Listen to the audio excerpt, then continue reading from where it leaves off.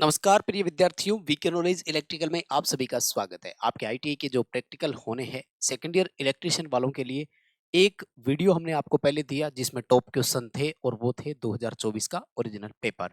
ये भी है 2024 का ओरिजिनल पेपर और एक और है जो 2023 के आसपास का पेपर है, तो उस पर पूरी चर्चा करेंगे। दोनों तीनों वीडियो में जो भी आपको हम क्वेश्चंस बता रहे हैं वो सारे प्रैक्टिकल देख कर जाने हैं, क्योंकि ये पिछले 2-3 सालों के पेपर है। कौन सा प्रैक्टिकल कब रिपीट हो जाए ये नहीं कहा जा सकता, इसलिए संभावित जो 9 क्वेश्चन बनते हैं उनको जरूर देखना। एक तो कंप्लीट स्पेशल वीडियो हमने आपको इस बात पर दिया हुआ है कि प्रैक्टिकल एग्जाम की कॉपी कैसे लिखनी है, एग्जामिनर सर को वाइवा कैसे देना है, और आपका जो प्रैक्टिकल करना हो, जॉब बनानी हो तो वो कैसे बनती है। 90% से भी ज्यादा नंबर एग्जामिनर देंगे अगर आप उन नियमों को फॉलो करेंगे। इसी वीडियो के जो प्लेलिस्ट है, ये वीडियो जिस प्लेलिस्ट में है उसी में वो वीडियो है, तो उन दोनों को जरूर देखना एक बार। यानी पहले समझ तो लो कि प्रैक्टिकल देना कैसे होता है, उसके बाद की बात होती है कि कौन कौन से क्वेश्चन आ सकते हैं।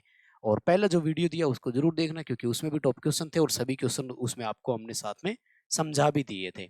ठीक है। और इसमें जो क्वेश्चन है उस पर भी चर्चा करेंगे। वो आपका जो पूरा पेपर था वो 2024 का पेपर था और उसमें केवल इंग्लिश में क्वेश्चन थे। ये भी 2024 का ही है, क्लियरली लिखा हुआ है, आपको दिख रहा होगा। लेकिन ये हिंदी भाषी राज्यों का पेपर है। जैसे राजस्थान में हिंदी यूज होती है, उत्तर प्रदेश में, बिहार में, मध्य प्रदेश में, क्योंकि क्वेश्चन पेपर जो है ना वो हिंदी इंग्लिश दोनों में लिखा हुआ है, तो जाहिर सी बात है हिंदी भाषी राज्य का पेपर है। वैसे जनरली प्रैक्टिकल में 3 क्वेश्चन आते हैं और इंग्लिश में ही आते हैं।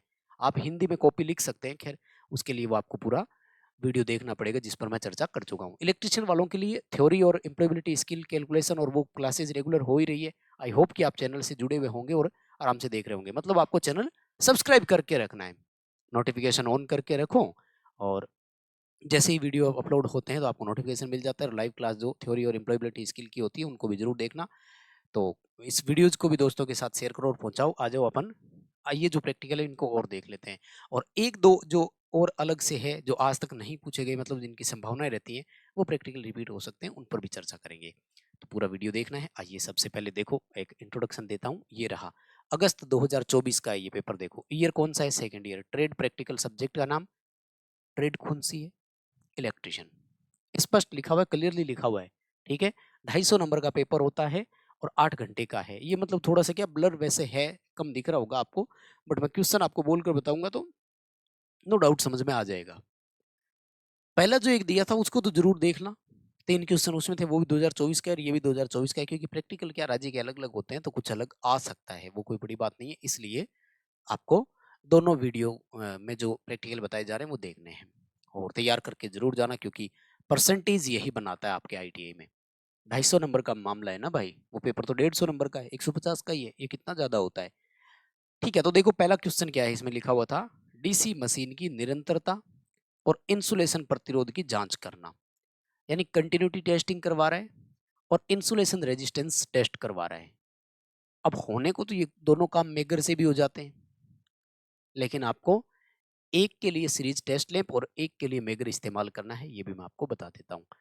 पूरी डिटेल भी बताएंगे। डीसी मशीन लिखा है इन्होंने, तो मैं सजेशन करूंगा कि आप कंपाउंड मोटर की टेस्टिंग करते हुए उनको दिखाएं। 6 टर्मिनल दिखाने हैं, कोई दिक्कत नहीं होगी, आराम से हो जाएगा। मैं डायग्राम बना करके दिखा दूंगा। कॉपी कैसे लिखनी है, फिर उसमें टूल्स, इक्विपमेंट, रॉ मटेरियल, वो क्या क्या जरूरत पड़ती है, वो फिर इसका मटेरियल की ज्यादा जरूरत पड़ेगी नहीं। फिर देखो 3 पॉइंट और 4 पॉइंट डीसी मोटर स्टार्टर के भागों को अलग करें और उनकी पहचान करें। अब ये दोनों वैसे देखा जाए ना तो कुल मिलाकर के इसने डीसी मशीन के ही दे दिए, तो ये चांसेस अब कम लग रहे हैं कि दोनों क्वेश्चन आए, एक ही आएगा, क्योंकि प्रैक्टिकल इतने बनते हैं ना। आपने देखो डीसी मशीन का बना दो, इंडक्शन मोटर का बनवा दो, इलेक्ट्रॉनिक्स पर आ जाओ आप, ब्रिज रेक्टिफायर बनवा लो, कुछ भी बहुत प्रैक्टिकल बनते हैं अपने। इंडक्शन मोटर में डीओएल स्टार्टर से चलवा लो, स्टार डेल्टा स्टार्टर से चलवा लो, तो क्वेश्चन की संभावना रहती है। नेक्स्ट देखो सिंगल फेज एसी मोटर को चालू करना, चलाना और घूमने की दिशा को बदलना। अब सिंगल फेज मोटर कौन सी है ये नहीं बताया इसमें, तो थोड़ा थोड़ा ये टफ पेपर था अगर इस तरह का आता है, क्योंकि इसमें सारे मशीन से ही उठा करके दे दिए। हालांकि डायग्राम इजी है सारे, अगर बनाना चाहो तो। एक मैं बताना चाह रहा हूँ आपको जिस पर हम लोग चर्चा कर लेते हैं, बाकी की जरूरत नहीं है। आप अगर कंपाउंड मोटर के दिखाओ तो 2-3 तरीके से, क्योंकि मैंने बताया कॉपी में लिखते समय आपको सर्किट डायग्राम बहुत इंपॉर्टेंट होता है, उसी को दिखाना सबसे ज्यादा हमारे लिए जरूरी होता है। अब अगर आप वैसे दिखाना चाहते हैं तो मोटर बना करके और उसके आर्मेचर और वो दिखाओ तो भी चलेगा, नहीं तो सबसे बेटर ऑप्शन रहता है कि ऐसे करके A1 A2 D1 D2 और E1 E2 नाम के 6 टर्मिनल दिखा दो। शायद याद होगा सबको, ये आर्मेचर के है, ये सीरीज फील्ड के और ये शंट फील्ड के है। फिर इस पर पेंसिल की सहायता से, स्केल की सहायता से बढ़िया सा डायग्राम बनाना है। ऐसे करके आप इसकी टर्मिनल प्लेट दिखा दो, यानी ये मोटर की टर्मिनल प्लेट आप दिखा रहे हो। अब और ज्यादा अगर डिटेल से बनाना है तो इसको मोटर का रूप दे दो, तो यहाँ फाउंडेशन बना दो, है ना। इधर मोटर में साफ्ट और वो कपलिंग और वो दिखा दो, इधर भी मोटर में चाहो तो एंड कवर निकाल करके और वो कपलिंग और साफ्ट वो दिखा देना। ये लो, हो गया लगभग मोटर के जैसा ही। ये टर्मिनल बॉक्स है और यहाँ पर ऊपर आई बोल्ट दिखाओ तो दिखा दो। ये लो, आसानी से मोटर भी बन गई। अब इसमें सबसे पहले तो आपको कंटिन्यूटी टेस्ट दिखाना है। कंटिन्यूटी टेस्ट में क्या करते हैं कि हम लोग एक लैंप इस्तेमाल करते हैं जो फेज और न्यूट्रल के बीच जुड़ता है, ठीक है ना। इसमें आपको जो स्विच दिखाना है वो भी दिखाना है और इसके साथ फ्यूज भी दिखाना है। यहाँ न्यूट्रल लिंक दिखाने की ज़्यादा जरूरत है नहीं, कोई दिक्कत नहीं है, ठीक है ना। उसके बाद में यहाँ पर आपको सीरीज टेस्ट लैंप दिखाना है, ठीक है। ये जो न्यूट्रल वाला सिरा है ये साफ्ट पर लगा करके रखना या बॉडी पर लगा करके रख दो कहीं भी, वो कोई दिक्कत नहीं है। मोटर की इस साफ्ट को ग्राउंडेड जरूर दिखाना, ठीक है ना। इसका मतलब हो गया कि एक सिरा ग्राउंड पर लग रहा है, इससे हम लोग क्या कर रहे हैं, ग्राउंड की जांच कर रहे हैं। कंटिन्यूटी जांच भी बता दूंगा कैसे होगा। और ये वाला जो टर्मिनल है ना, इसको एक बार यहाँ लगाना है, ये डार्क लगना चाहिए पूरा। उसके बाद में हम लोग ऐसे डॉटेड लाइन में दिखाएंगे सब जगह। इसका मतलब है हम क्या कर रहे हैं, बारी बारी से प्रत्येक टर्मिनल की ग्राउंड के साथ जांच कर रहे हैं। यानी आर्मेचर कहीं ग्राउंड नहीं हो गया हो, सीरीज फील्ड कहीं ग्राउंड नहीं हो गया हो, ये हम लोग टेस्टिंग करते हैं।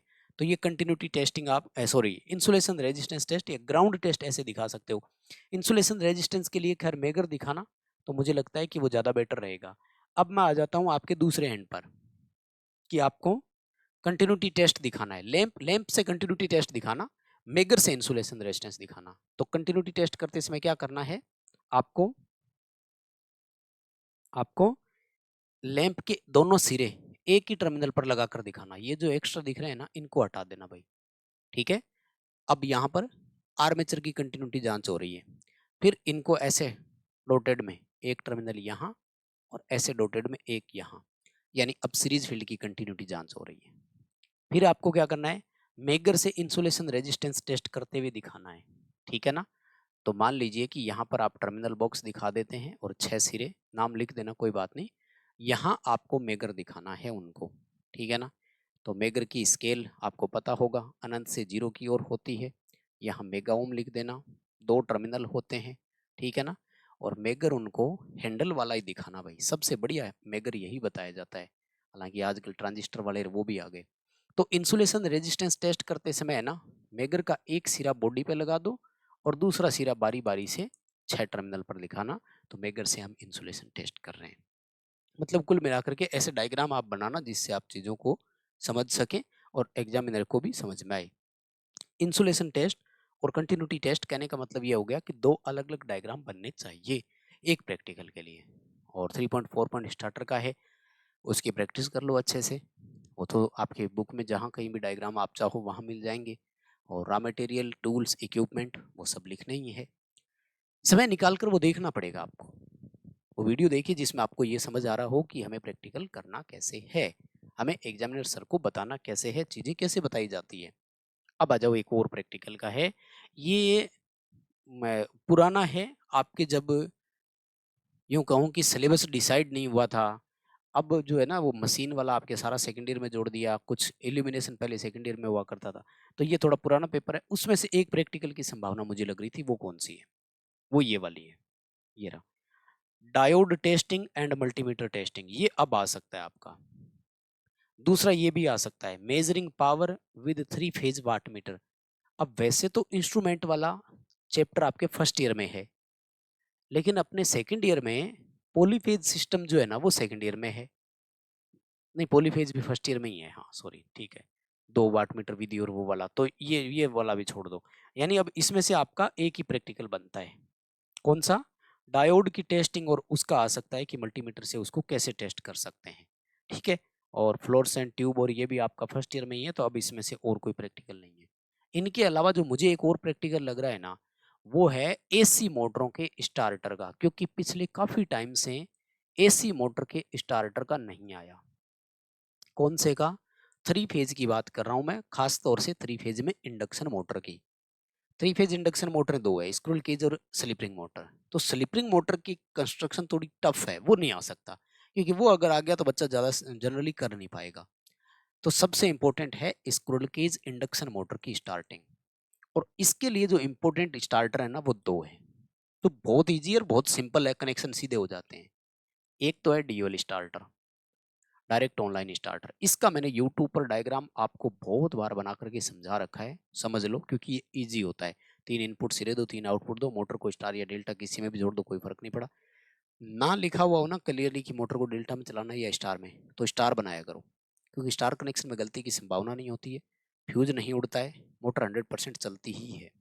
डेल्टा में फ्यूज उड़ जाता है, कई बार मोटर चलती नहीं है, ट्रिप हो जाती है, डेल्टा गलत बन जाता है। तो और दूसरा, स्टार डेल्टा स्टार्टर का भी आएगा, लेकिन स्टार डेल्टा स्टार्टर में भी मुझे लगता है कि अब जो आएगा ना, वो ऑटोमेटिक स्टार डेल्टा स्टार्टर वाला ही आएगा, सबसे बेटर वही है।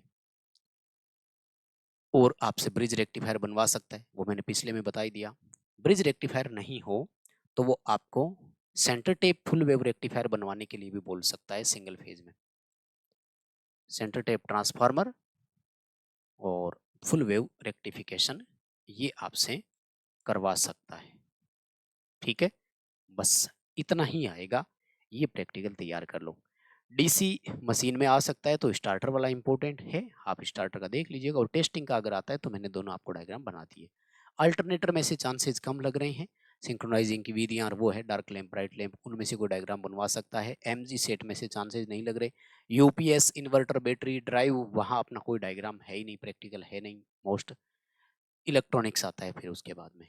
तो इतने ही थे। उम्मीद करता हूँ कि सेकेंड ईयर के आपके प्रैक्टिकल जो है वो अब इनमें से कवर हो जाएंगे। क्लासेज कंटिन्यू आपको मिल ही रही है। इस वीडियो को प्लीज़ लाइक जरूर करेंगे, बहुत मेहनत लगती है, छोटा सा अप्रिशिएट मांगते हैं बदले में, बिना लाइक के नहीं जाएंगे। चैनल को सब्सक्राइब करो, दोस्तों से भी सब्सक्राइब करवाइएगा। बहुत बहुत धन्यवाद।